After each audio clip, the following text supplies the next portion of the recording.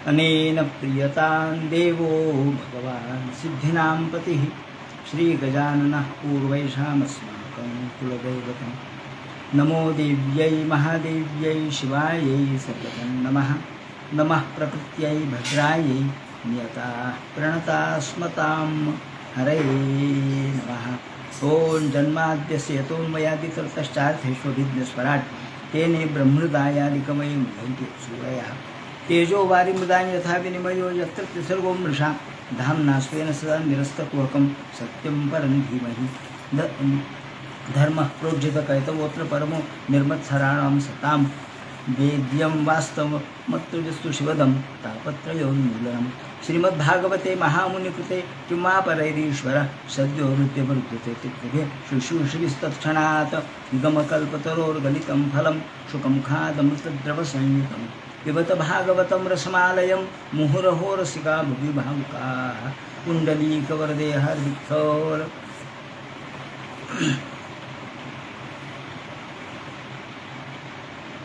श्रीमद भागवत ग्रंथाच्या परंपरेप्रमाणे श्रवण मनन संकीर्तन निधिध्यासन आणि प्रामुख्याने संकीर्तन या विविध वेगवेगळ्या उपायांच्या दृष्टीने चातुर्मास्यामध्ये 4 महिने याचं श्रवण करावं मनन करावं अशा प्रकारचा प्रघात आहे।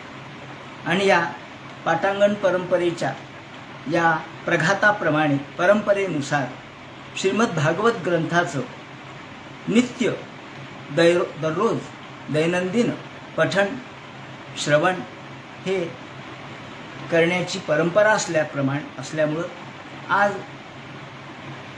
आषाढ शुद्ध दशमीला आपण प्रारंभ करत आहोत। एरवीच्या इतर ठिकाणी आषाढ शुद्ध एकादशी म्हणजे ज्याला आपण मोठी एकादशी म्हणतो त्या एकादशीपासून चातुर्मास्याचा प्रारंभ आहे। परंतु पाटांगण परंपरेमध्ये मात्र आषाढ शुद्ध दशमी ते कार्तिक शुद्ध दशमी असं 4 महिने या व्रताचं अनुसरण करण्याची पद्धत आहे। यानुसार आज आपण या भागवत ग्रंथाला प्रारंभ करत आहोत। श्रीमद भागवत ग्रंथाचे श्रोते आभासी स्वरूपामध्ये देखील माझ्यासमोर उपस्थित आहेत, तेव्हा सर्व श्रोत्यांना प्रथम वंदन। भागवत ग्रंथाला आणि पाटांगण परंपरेतील सर्व सत्पुरुषांना वंदन या ठिकाणी करतो। आणि हा ग्रंथ निर्विघ्नपणाने चातुर्मास्यामध्ये पार पाडला जावा। चातुर्मास्यामध्ये या ग्रंथाचं पठण वाचन कीर्तन संकीर्तन नामस्मरण सातत्याने व्हावं यासाठी श्री गणेशाची सरस्वतीची प्रार्थना आपण केलेली आहे, गुरुचं स्तवन आपण केलेलं आहे। कोणत्याही ग्रंथाला नमन ही परंपरा असते। हे नमन कशासाठी आहे तर निर्विघ्नपणाने ग्रंथ पार पाडला जावा। ग्रंथ हा अनेक दृष्टिकोनातून मुक्तिकारक आहे आणि म्हणून श्रोते आणि वक्ते या दोघांनाही कोणत्याही प्रकारच्या अडचणी येऊ नयेत म्हणून हे नमन केलेलं असतं। यालाच आपण या मंगलाचरण असं म्हणतो। हे मंगलाचरण का केलं जातं तर मंगल भगवान स्वतःच मंगलकारक आहे, पण आपल्या कर्मानुसार आपले अनेक प्रतिबंध आहेत। आपल्या तत्वज्ञानामध्ये भूत प्रतिबंध भविष्य प्रतिबंध वर्तमान प्रतिबंध अशा प्रतिबंधाचं वर्णन केलेलं आहे। तेव्हा अशा अनेक प्रतिबंधातून आपली मुक्ती व्हावी, आपल्याला कोणत्याही प्रकारच्या अडचणी येऊ नयेत। आणि आता नव्या रूपात तर ही ऑनलाईनची अडचण ती देखील प्रतिबंधच आहे। तेव्हा अशा अनेक प्रकारच्या प्रतिबंधातून आपल्याला मुक्ती प्राप्त होऊन निर्विघ्नपणाने हा ग्रंथ आपल्याला श्रवण करता यावा म्हणून हे मंगलाचरण केलेलं असतं। ही एक मंगलाचरणाची पद्धत किंवा एक परंपरा ऋषीमुनींनी घालून दिलेली आहे। त्याप्रमाणे श्रीमद भागवताचं मंगलाचरण कोणतं आहे तर जन्माद्यस्य यतः हे याचं मंगलाचरण आहे. मंगलायतनम हरिही असं आपण म्हणतो. भगवान स्वतःच मंगलकारक आहे आणि तो मंगलातच अधिष्ठित आहे. सुमंगल हे त्याचं स्वरूप आहे. सुमंगलता ही त्याचं गुणधर्म आहे आणि ही मंगलकारकता आपल्या मनातील देखील अमंगल दूर करणारी आहे. म्हणून जसा सूर्य उगवला म्हणजे सर्व दिशा प्रकाशित होतात, त्याप्रमाणे भगवंताच्या नावाचा उदय आपल्या अंतःकरणात झाल्याबरोबर सर्व प्रकारच्या पापांचा निराश होतो, सर्व पाप नष्ट होतात. म्हणून मंगलाचरण यासाठी करायचं आहे की हा भगवान मंगलकारक आहे, तो आपल्या अंतःकरणात उदित झाला पाहिजे. तुम्ही म्हणाला हो भगवान तर मंगलकारकच आहे, मग त्याला मंगलाचरण कशासाठी? त्याचं कारण असं आहे की स्वतः भगवान मंगलकारक आहे, तो तर सर्वत्रच आहे ना, तो कुठे नाही, जळी स्थळी काष्ठी पाषाणी सर्वत्रच आहे. मग तो आपण साक्षात्कार आपल्याला झाला किंवा आपल्या अंतःकरणात तो प्रगटला, तो तर सर्वत्रच आहे. मग आपल्या अंतःकरणात तो आहेच आहे, हो तो आहे, पण तो सूक्ष्म रूपाने किंवा ज्याला आपण सामान्य रूपाने असं आपण म्हणतो, पण विशेष रूपाने तो प्रगटावा म्हणून मंगलाचरण आहे. विशेष रूपाने आपल्या अंतःकरणात त्याचा उदय व्हावा म्हणून मंगलाचरण आहे. मग व्यावहारिक भाषेत बोलायचं तर सूर्य उगवला आणि सूर्य मावळला ह्या देखील भाषा निरर्थकच आहेत. कारण सूर्य उगवलेलाच आहे, तो कधी मावळतो? तो नाही मावळत. सापेक्षतेच्या दृष्टिकोनातून आपल्याला मावळल्यासारखा वाटतो, सापेक्षतेच्या दृष्टिकोनातून तो उगवल्यासारखा वाटतो. नचलता सूर्याचे चालणे, माऊलींनी म्हटलंय. सूर्य हा आहेच आहे, तो चालत नाही, तो जात नाही, तो येत नाही, पण आपल्याला सूर्य चालल्यासारखा वाटतो. म्हणून हा संत महात्मे यांनी या मंगलाचरणाची ही परंपरा यासाठी केलेली आहे की भगवान जरी सर्वत्र असला तरी आपल्या अंतःकरणात तो प्रगटला पाहिजे, म्हणून हे मंगलाचरण सांगितलेलं आहे. आपल्या अमंगलाचं अमंगलत्वाचं या ठिकाणी नष्टीकरण झालं पाहिजे, यासाठी जन्माद्यस्य यतः हे मंगलाचरण आहे. तसे वेगवेगळ्या ठिकाणी वेगवेगळ्या प्रकारचे मंगलाचरण केलेले आहेत. रघुवंशामध्ये अथा प्रजानांमध्ये का प्रजाते म्हणून जे मंगलाचरण आहे ते दुसऱ्या सर्गापासून सुरू होतं. त्याचं कारण असं आहे की अ हा जो शब्द आहे तो ब्रह्मदेवाने पहिल्यांदा उच्चारलेला शब्द आहे आणि म्हणून अ म्हणजे ब्रह्मदेव. अचा उच्चार त्याचा झाला म्हणून जिथे जिथे अनी सुरुवात झाली, अद्य पूर्वोच्चरित असं आपण म्हणतो. अ कशामुळं? तिथे अद्य असा शब्दाचा अर्थच भगवान ब्रह्मदेवाची ही पहिली निर्मिती आहे, पहिला आविष्कार आहे, पहिला शब्द आहे आणि तो भगवान रूपच आहे असं म्हणण्यात येतं. या दृष्टीने वागर्थप्रेव संपृक्तो वागर्थ प्रतिपत्ते जगतः पितरो वंदे पार्वती परमेश्वरो असं मंगलाचरण प्रत्यक्ष कुमार संभवामध्ये कालिदासाने केलेले आहे. म्हणून पाणिनीसारखा व्याकरण तज्ज्ञ सुद्धा व्याकरणामध्ये तर मंगलाचरणाला कुठेच अवसर नाही आहे. व्याकरणकार पाणिनीने असं म्हटलंय की एक जरी मात्रा, शब्द नव्हे मात्रा जरी कमी करायची वेळ आली किंवा कमी करता आली तरी पुत्र उत्पत्तीचा आनंद प्राप्त होतो, पुत्रजन्माचा आनंद प्राप्त होतो, इतका व्याकरणात कमीत कमी शब्द असतात. आणि मग व्याकरणकारांनी सुद्धा वृद्धिरादयच वृद्धी या शब्दाने मंगलाचरण केलेले. म्हणजे व्याकरणकार सुद्धा मंगलाचरण सूक्ष्म स्वरूपात करतातच. काव्य, नाट्य, साहित्य यामध्ये मंगलाचरण आहे. रामायण जे आदिकाव्य आहे, वाल्मिकीने लिहिलेलं आहे, त्या रामायणामध्ये मंगलाचरण काय हो? रामायणाचा प्रारंभ पहा, वाल्मिकी रामायणाचा काय? मा निषाद प्रतिष्ठात्व मगम शाश्वती समाह, मा निषाद प्रतिष्ठात्व मगम शाश्वती समाह. या ठिकाणी मा निषाद, हे निषादा तू मारू नकोस, तुला कधीच तुझं कल्याण होणार नाही. अरे हा तर शाप आहे, हे कुठं मंगलाचरण आहे? हे मंगलाचरण नाही, ही तर शापवाणी आहे. असू द्या, ही शापवाणी आहे, परंतु या शापामध्ये सुद्धा आशीर्वादाची क्षमता त्यांच्या वाल्मिकीच्या शब्दातून प्राप्त झाली. म्हणून आपण असं म्हणतो की शाप ठरे वरदान, हे शाप सुद्धा वरदान झालं.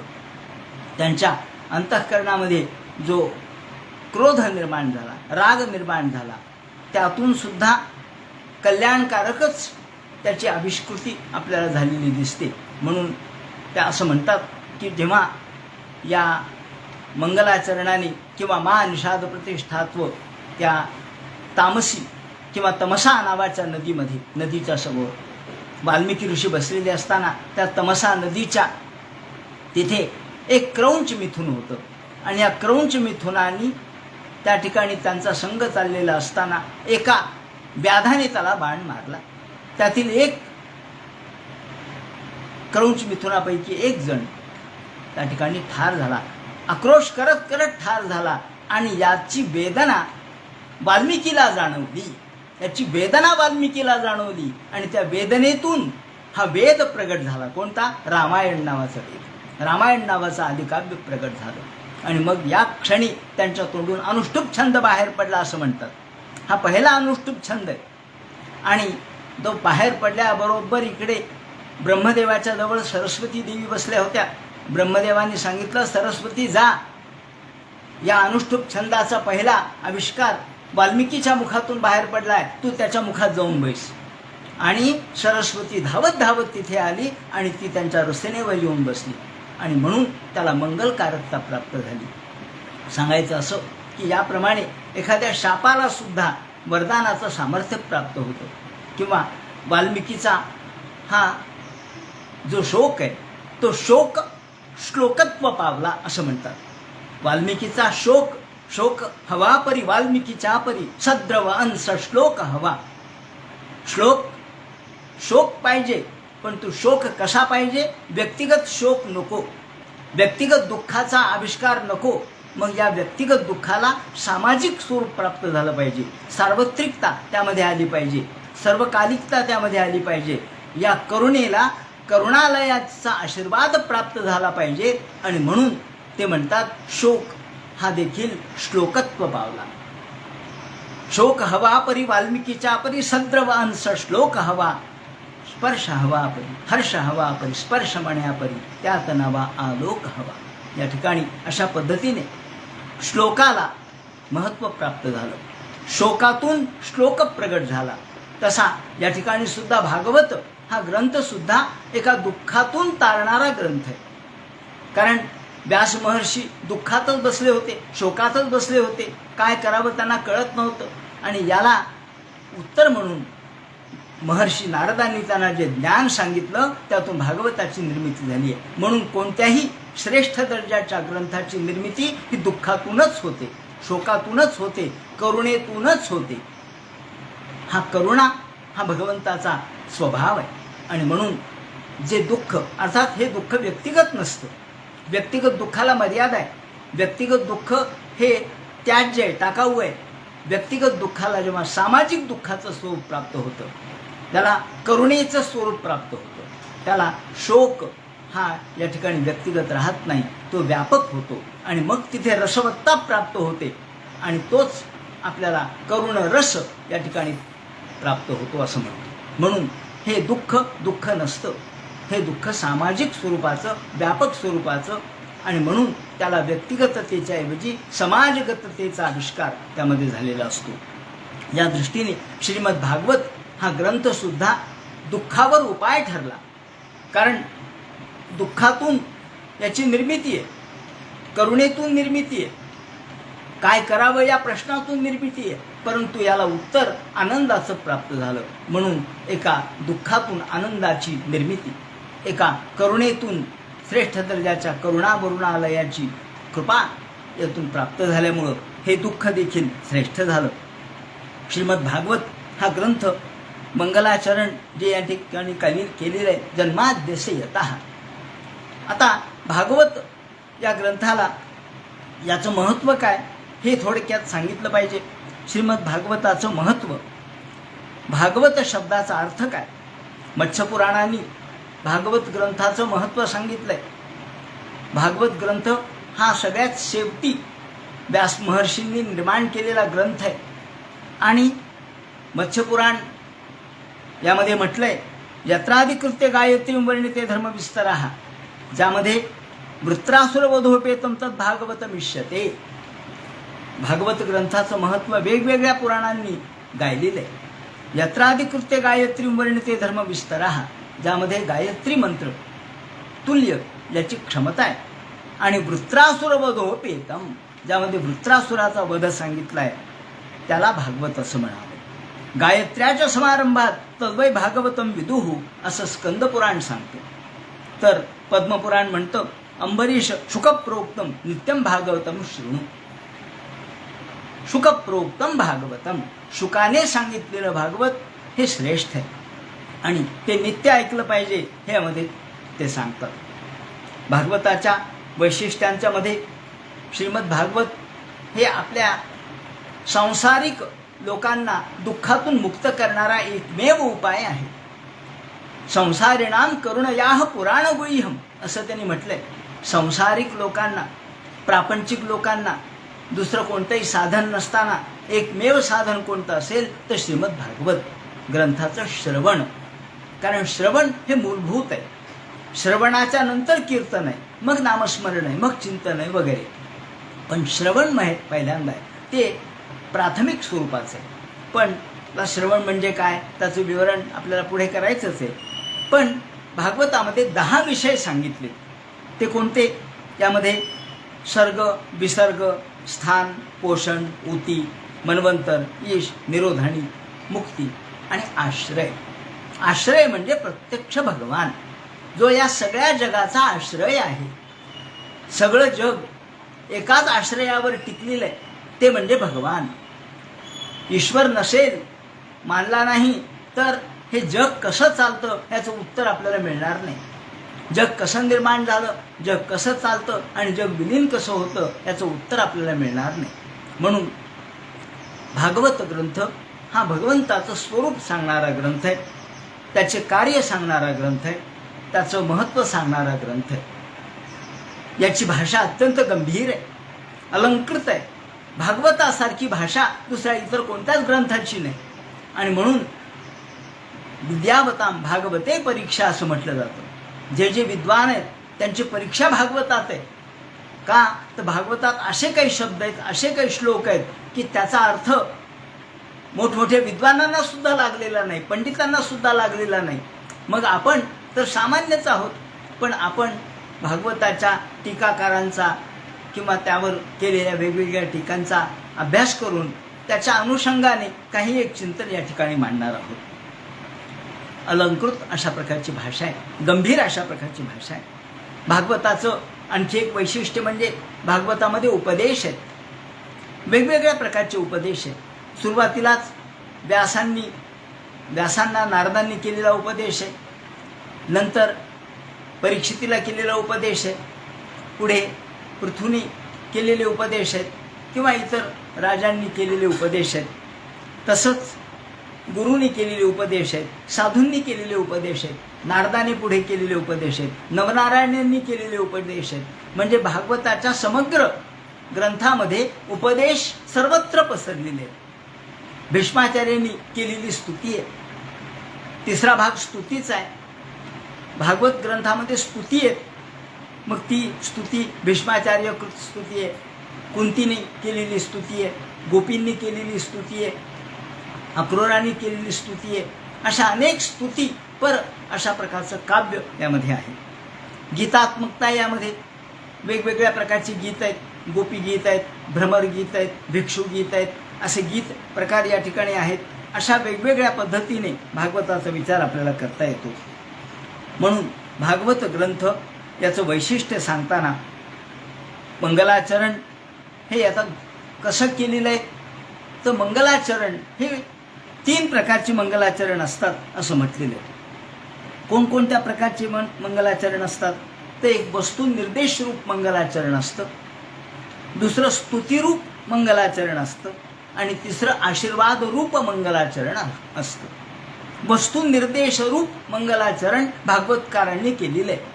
जन्माद्यस्य यतः हे स्तुतिरूप नसून, आशीर्वाद रूप नसून वस्तुनिर्देश रूप आहे.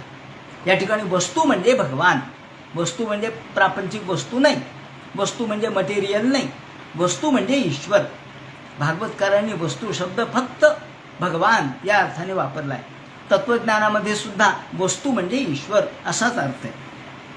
म्हणून वस्तू निर्देश रूप मंगलाचरण, स्तुतिरूप मंगलाचरण आणि आशीर्वाद रूप मंगलाचरण असे 3 मंगलाचरण आहेत. स्तुतिरूप मंगलाचरण हे ब्रह्मदेवानी भगवंताचं जेव्हा स्तुती केली, नौमिद्य ते वपुष तडिदंबराय असं म्हणून भगवंताचं स्तुती ब्रह्मदेवानी केलेली आहे. ते देखील मंगलाचरणच आहे. जय जय ओ सद्गुरू अकल्पनाख्य कल्पतरो अशा प्रकारचं मंगलाचरण माऊलींनी 18व्या अध्यायामध्ये केलेलं आहे. पहिल्या अध्यायामध्ये सुद्धा ओम नमोजी आद्या वेद प्रतिपाद्या जय जय स्वसंवेद्या आत्मरूपा असं मंगलाचरण केलेलं आहे. जय जय वो शुद्धे उदार प्रसिद्धे असं मंगलाचरण 12व्या अध्यायामध्ये केलेलं आहे. म्हणजे या ठिकाणी जय जय स्तुती या प्रकारचं, मग गुरुची स्तुती असेल, देवीची स्तुती असेल, भगवंताची स्तुती असेल, कृष्णाची स्तुती असेल, हे स्तुतिरूप मंगलाचरण आणि आशीर्वाद रूप मंगलाचरण अशा 3 प्रकारचे मंगलाचरण आपल्याला दिसतात. या ठिकाणी जन्माद्यस्य यतः हे जे मंगलाचरण आहे, जन्माद्यस्य यतोन्वयादि तरतश्चार्थेष्वभिज्ञस्वराट तेने ब्रह्मदायादिकवये मुह्यन्ति सूरया तेजो वारी मृदा यथा विनिमयो यत्र तिसृगो मृषा धामना स्वयं सदांग्रस्तत्वकम सत्यम परम धीमहि. या ठिकाणी जे जन्माद्यस्य यतः हे मंगलाचरण एवढ्याच सूत्र रूपाने आलेलं आहे. हे कोणतं सूत्र आहे ते म्हणतात, हे जे सूत्र आहे ते अधिकरण नंबर 2 अशा प्रकारचं सूत्र आहे. ज्या भागवत ग्रंथामध्ये भक्तिप्रधान असलेला हा ग्रंथ आणि यामध्ये सूत्र रूपाने पहिल्यांदा जे अधिकरण या ठिकाणी लिहिलेलं आहे त्याचं हे नंबर 2चं सूत्र आहे ब्रह्मसूत्रामध्ये. हे ब्रह्मसूत्र अधिकरण नंबर 2 जन्माद्यस्य यतः. यामध्ये जन्म हा जो शब्द आहे तोच मंगलकारक आहे. म्हणजे इथून आपण जर सुरुवात केली की हे मंगलाचरण कशा अर्थाने ठरतं, तर मंगलकारक काय, आपण जन्म झाल्याबरोबर साखर पानं वाटतो, जन्म झाल्याबरोबर बँड बाजा लावतो, जन्म झाल्याबरोबर पेढे वाटतो, बर्फी वाटतो, तोरणं लावतो, आनंद व्यक्त करतो, समाधान व्यक्त करतो, कारण तो आनंदाचाच क्षण आहे. म्हणून जन्म हा शब्दच आनंदकारक आहे. म्हणून या ठिकाणी जन्माद्यस्य या शब्दाने तो आनंदकारकता व्यक्त झाली, म्हणून तो मंगलकारक आहे. हा एक अर्थ झाला. दुसरी गोष्ट अशी आहे की जन्माद्यस्य यतः या ठिकाणी जन्माद्यस्य म्हणजे काय, जन्मादि यस्य. आता इथं आपण तत्वज्ञानाचा विचार केला पाहिजे की या ठिकाणी वस्तू निर्देश रूप कसं म्हटलंय, कोणाचं वर्णन करायचं आहे, भगवंताचं. पण भगवान हा तर निर्गुण निराकार निर्विकार आहे, त्याचं वर्णन तर करता येत नाही. त्याचं वर्णन कसं करता येईल, नाही करता येणार.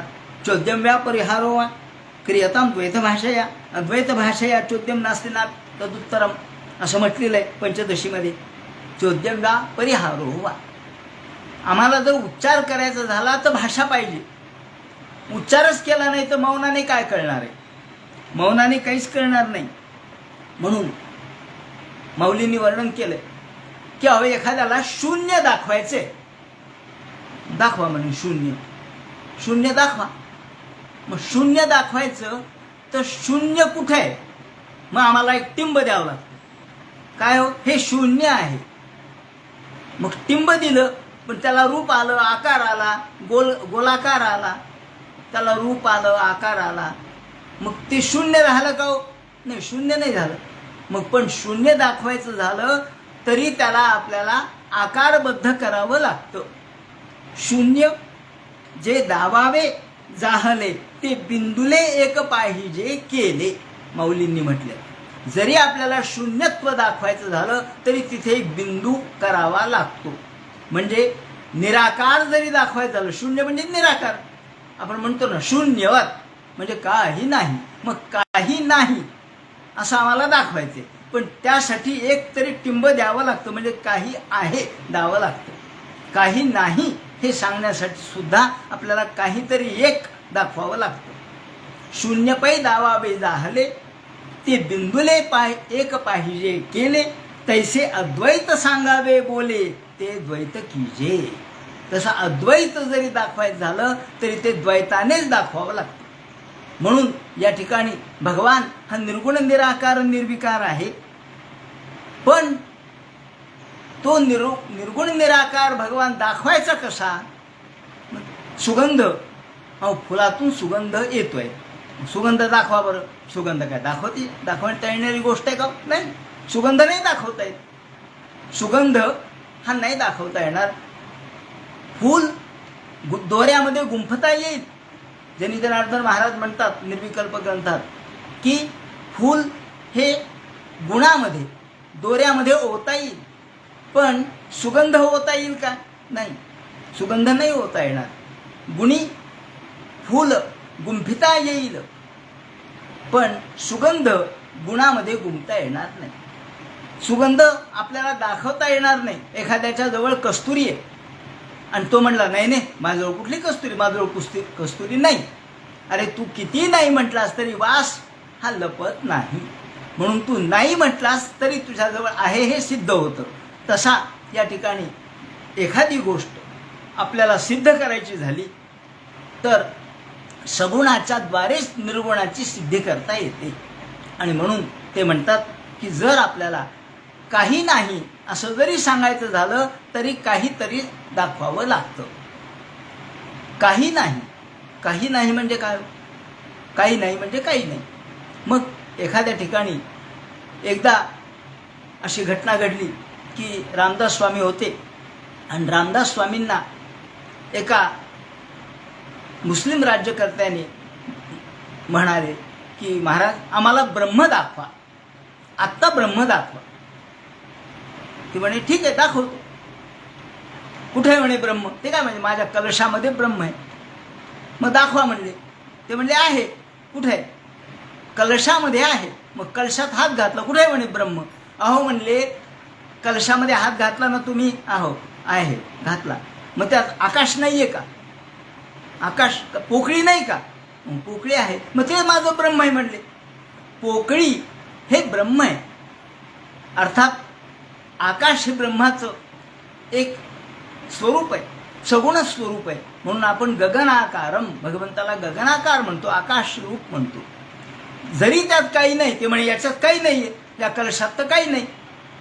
रामदास स्वामी म्हणले काही नाही काय? आकाश नाही काय? पोकळी नाही काय? आहे म्हणले पोकळी आहे. मग आहे. तेव्हा ब्रह्म नाही अशी जागा नाही, ते आहेच म्हणावं लागतं. अस्ति हे ब्रह्माचं स्वरूप आहे. म्हणून ते म्हणतात अस्ति म्हणजे अस्तित्व. जिथे जिथे अस्तित्व आहे तिथे तिथे ब्रह्मतत्व आहे. आणि म्हणून आपल्याला जरी काही नाही असं वाटत असलं तरी त्यामध्ये आपल्याला अस्तित्वाचा अर्थ शोधावा लागतो.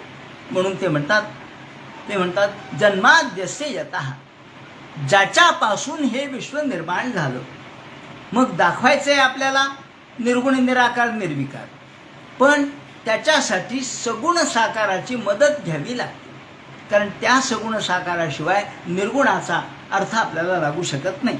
म्हणून मगाशी उल्लेख केल्याप्रमाणे जरी आपल्याला शून्य दाखवायचं झालं तरी सुद्धा बिंदुले पाहिजे केले. शून्य जरी दाखवायचं झालं, शून्य म्हणजे काही नाही, नथिंगनेस ज्याला आपण म्हणतो. पण नथिंगनेस दाखवायचं आहे तरी सुद्धा काहीतरी टिंब केलं पाहिजे, म्हणजे त्याला काहीतरी रूप आलं, आकार आला, ठिकाण आलं. म्हणून पै शून्य जे दावावे जाहले, ते बिंदुले पाहिजे केले, तैसे अद्वैत सांगावे बोले, ते द्वैत कीचे.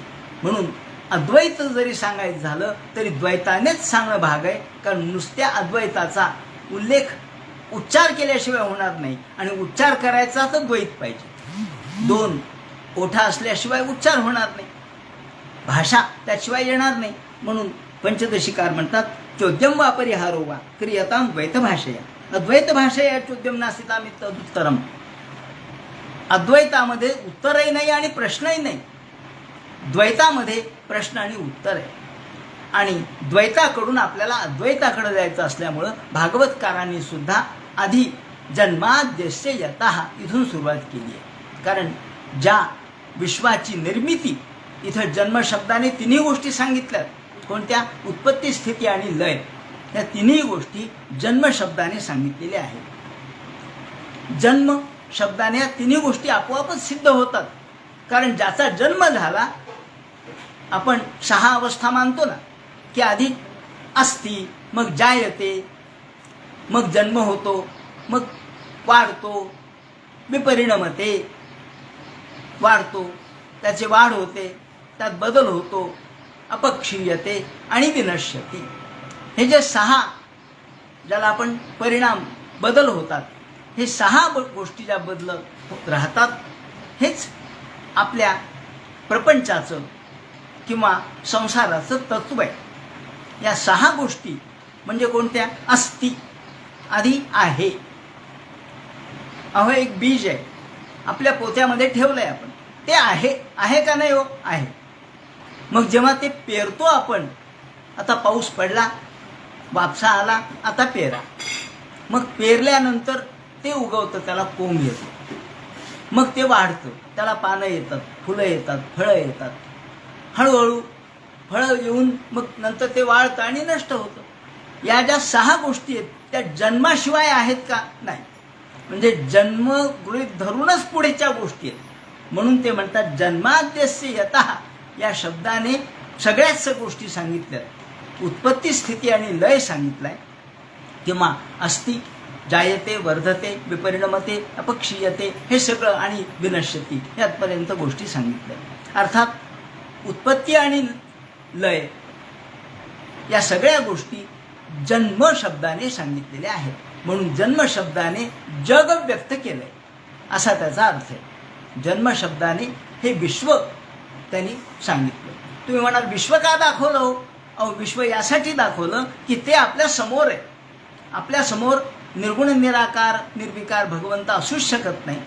तो आपल्याला दिसू शकत नाही. त्याला ब्रह्म रूप असणारी दृष्टी लागते, किंवा केवळ ध्यानरूप असणारी अवस्था लागते, जे सामान्याचे असूच शकत नाही. म्हणून सामान्याच्या दृष्टिकोनातून त्यांनी फक्त तत्व कोणतं सांगितलं की हे जे जग, जन्माद्यस्य यतः, ज्या जगाचा आरंभ, या जगाची उत्पत्ती, ज्या जगाची स्थिती आणि या जगाचा लय ज्याच्या स्वरूपात होतो, म्हणून जन्माद्यस्य यतः असं हे अधिकरण नंबर 2चं सूत्र आहे. आणि म्हणून अनित्यत्व हेही त्यांना सांगायचे. उत्पत्ती, स्थिती आणि लय हे सांगताना त्यातलं तत्व काय? अनित्यत्व. त्यातलं अनित्यत्व जाणा आणि भगवंताचं नित्यत्व जाणा. ज्याच्या रूपावर हे सगळं, भिंत दाखवली आपण, हे बाई भिंत आहे. हो, भिंत काय? भिंत दाखवली, हे चित्र काढलेलं आहे. मग चित्र दाखवलं, पण त्याच्या मागं भिंत असल्याशिवाय चित्र निर्माण होऊ शकत नाही. भिंत हे त्याचा आधार आहे.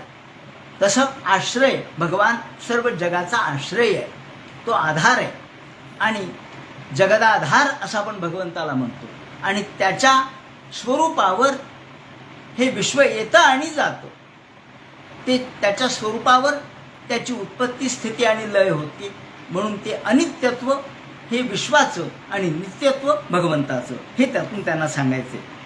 म्हणून हे अस्तित्वरूप, सत्यत्वरूप भगवंताचं सांगताना, जैसे पवन तोय हालविले आणि तरंगाकार राहले, वायूचे स्फुरण ठेले, उदक सपाट झाले. माऊलीने उदाहरण फार चांगलं दिले. जैसे पवन तोय हालविले आणि तरंगाकार झाले. तेथे कोण जन्मले? आता ते म्हणतात, ओ पाणी हल्लं, पाण्याच्या लाटा निर्माण झाल्या. वायूमुळं, वायूच्या स्फुरणामुळं पाणी हल्लं. वायू, वारा हा पाण्याला हलवतो. आपण म्हणतो ना की वाऱ्याच्या वेगामुळं पाणी हल्लं. मग पाणी हल्ल्याबरोबर काय झालं? ते म्हणतात लाटा निर्माण झाल्या. मग वारा थांबला. वारा थांबल्याबरोबर लाटाही थांबल्या, त्यातली गती थांबली. मग कोण जन्माला आलं आणि कोण नष्ट झालं? म्हणजे पाणी तर पाणीच आहे. पाणी पूर्वी होतं, पाणी आताही आहे. पाणी लाटा आला त्याही वेळेला पाणी होतं, लाटा आल्या त्याही वेळेला पाणी होतं, लाटा नव्हत्या त्याही वेळेला पाणी होतं, आणि आताही पाणी. मग कोण आलं आणि कोण गेलं? ते म्हणतात, जैसे पवन तोये हलविले आणि तरंगाकार जाहले, आकार प्राप्त झाला, तरंगाचा आकार प्राप्त झाला. ते म्हणतात याप्रमाणे मग वायूचे स्फुरण ठेले, वायू थांबला, उदक सपाट झाले. आता काय निमाले? आता काय गेलं? मगाशी काय आलं आणि आता काय गेलं? ते म्हणतात काहीच आलं नाही आणि काहीच गेलं नाही. त्याप्रमाणे हे भगवंताच्या स्वरूपावर विश्व येतं आणि जातं. हे सगळं क्षणिक आहे. थोडक्यात या अनित्यत्वाचा अर्थ जग शब्दाने व्यक्त झाला. जग शब्दाचा अर्थ जन्मतं आणि जातं, ज आणि ग. ज जन्मतं आणि ग गमयती. ती जे जातं ते गमयती, जे जायते ते जन्मतं. त्याप्रमाणे जायते आणि गमयती या शब्दाने ज ग शब्द व्यक्त झाला. म्हणून आपल्याला कारणाचा शोध घ्यायचा आहे. कार्य आपल्या समोर आहे. जन्माद्यस्य यतः या सूत्राने आपल्याला कार्य फक्त निदर्शित केलंय. कार्य आपल्याला दिसत नाही. आज समोर आपल्याला कारण लुप्त स्वरूपात आहे, कार्य समोर आहे, कारण दिसत नाही, पण कारणाकडे अंगुली निर्देश केलाय. कारण काय? या जगाचं कारण ईश्वर आहे. तो कारण कुठे आहे? कारण नाही सापडत. फुलाचा सुगंध आला, अत्तराचा घमघमाट आला. मग काय फुलाचा सुगंध आला? मग सुगंध आला, कारण आपल्याला कार्यरूपाने सुगंध दिसला. त्याचं कारण फूल आहे, ते नाही दिसलं. नाही दिसलं म्हणून फूल असल्याशिवाय सुगंध येईल का? नाही येणार. म्हणून कारण आणि कार्य या ठिकाणी या दोन गोष्टींचा विचार जन्माद्यस्य यतः या सूत्रात त्यांना करायचा आहे. कारणाचा कार्यामध्ये प्रवेश होत असतो, हे तत्व आहे. तत्व असं आहे की कारणाचा कार्यामध्ये प्रवेश होत असतो. जे कारण आहे, आपल्याला झाड दिसतं, पण त्याचं कारण बीज आहे. बीज दिसतं का? नाही दिसलं. बी दिसत नाही. बीज नुरे डौलात तरू डुले. बीज उरलं नाही, दिसलं नाही, पण झाड दिसलं. झाड दिसलं म्हणजे बीज असलं पाहिजे. हा तर्क आहे हो. याला सत्तर्क म्हणतात. याला भगवंताच्या संदर्भात केलेला तर्क म्हणतात. या ठिकाणी जेव्हा हा वराह परमात्मा अंगुष्ठरूप प्रगट झाले तेव्हा आणि एकदम गजगंडवत दिसले, त्यावेळेला तर्कयामास चित्रधा असं म्हणले. मुनींनी तर्क केला असा शब्द भागवतकाराने वापरला. हा जो तर्क आहे हा सत्तर्क आहे, चांगला तर्क आहे. भगवंताच्या संदर्भात केलेल्या तर्काला सत्तर्क म्हणतात, आणि विनाकारण कुचेष्टा करताना केलेला तर्क हा कुतर्क म्हणतात. कुतर्क वाईट आहे, पण सत्तर्क आपल्याला भगवंताकडे घेऊन जातो. भगवान बुद्धिनुमेय नाहीये, बुद्धीने समजू शकत नाही, पण तो तर्क आपल्याला काही साह्यकारक ठरतो. आणि म्हणून या ठिकाणी हा तर्क केला, ज्या अर्थी त्या अर्थी याला तर्क म्हणतात. तर हा जो तर्कवाद आहे तो काय विचार केला त्यांनी की ज्या अर्थी बीज असल्याशिवाय वृक्ष होत नाही. वृक्ष असेल, झाला असेल तर बीज असलंच पाहिजे. त्याप्रमाणे हे जग निर्माण झालंय म्हणजे ईश्वर असलाच पाहिजे. ज्या अर्थी हे जग निर्माण झालंय, ज्या अर्थी ते व्यवस्थित चालू आहे, त्या अर्थी ईश्वराचा अनुप्रवेश त्यामध्ये होत असतो. म्हणून बीज कुठे आहे असं म्हणून आपण जर विचारलं तर आपल्याला बीज दाखवता येणार नाही, कारण बीज हे वृक्षात सर्वत्रच गेलेलं आहे. ते फांद्यात गेलंय, ते फळात गेलंय, ते पानात गेलंय, ते झाडात गेलंय, सर्वत्र गेलंय, मुळ्यात गेलंय. त्याचा अनुप्रवेश सर्वत्र झालाय. जसं पाणी तापलं, आपण पाणी तापवलं, पाणी तापलं, पाणी पाहावं तापलं का? तापलं. पाणी का तापलं याचं कारण अग्नीचा प्रवेश झाला. तू म्हणा अग्नी काही दिसला नाही बाबा मला, अग्नी दिसला नाही म्हणून काय झालं? अग्नी दिसला नाही, पण अग्नीचा अनुप्रवेश झाल्याशिवाय पाणी तापू शकत नाही. म्हणून ज्या अर्थी अग्नीचा प्रवेश झाला त्या अर्थी पाणी तापलं. म्हणून कारण अग्नी आहे, कार्य पाणी तापणे. म्हणून कारणाचा कार्यामध्ये प्रवेश होत असतो. याला अन्वय व्यतिरेकाच्या पद्धतीने हे समजून घ्यावं लागतं. म्हणून ते म्हणतात की हे ब्रह्मतत्व जगाचं कारण आहे, ह्या विश्वाचं कारण आहे. म्हणून जन्माद्यस्य यतः, ज्या जगाचा यापासून प्रारंभ झाला, जग इथून सुरू झालं, जगाची निर्मिती, स्थिती आणि लय ज्याच्या स्वरूपावर होतो ते हे ईशतत्व आहे, ते हे ब्रह्मतत्व आहे. म्हणून ते म्हणतात की जन्माद्यस्य यतः, या ठिकाणी ज्या भगवंताच्या या स्वरूपाचं चिंतन करायचे, तो निर्गुण, निराकार, निर्विकार आहे. ते ब्रह्मतत्व समजून घेणं अवघड आहे. म्हणून सुरुवातीला त्यांनी फक्त अन्वय व्यतिरेकाने समजून घ्यावं म्हणून सांगितलंय. नीलिमा गगनी दिसे, पोकळा काय तो वर्णू असे, हा बाह्यतेज विशेष आभासे भ्रमू. हे जे आपल्याला विश्व दिसतं, हे विश्व आपल्याला पुढे आपण त्याचं चिंतन करणार आहोत की मायेचं स्वरूप काय आहे. मायेच्या दृष्टीने याचा विचार कशा पद्धतीने करता येतो. आकाशामध्ये जरी निळा रंग नसला तरी आपल्याला तो दिसतो. मग दिसतो तर मग तो नाही आहे का? मग नाही आहे. मग दिसतो कसा? तर आभासे असा शब्द त्याने वापरला आहे. त्याप्रमाणे हे जग सुद्धा या भगवंताच्या स्वरूपावर आभासित होतं. तर या पद्धतीने या तत्वज्ञानाच्या अनुषंगाने जन्माद्यस्य यतः, ज्याच्यापासून या विश्वाची निर्मिती झाली, पालन आणि संहार होतो, त्या भगवंताच्या, म्हणजे आधी त्यांनी कार्य आपल्यासमोर सांगितलं. कारण कार्य आपल्या समोर आहे, कार्य आपल्याला दिसतं, कार्य स्थूल रूपाने आहे. सूक्ष्म स्वरूपात असलेला भगवान दिसत नाही आणि म्हणून स्थूल स्वरूपात असलेलं जे कार्य आहे ते दिसू शकतं. त्या कार्याच्या अनुषंगाने आपल्याला सूक्ष्मतेचा शोध घ्यायचा आहे. म्हणून स्थूलाकडून सूक्ष्माकडं असंच जावं लागतं.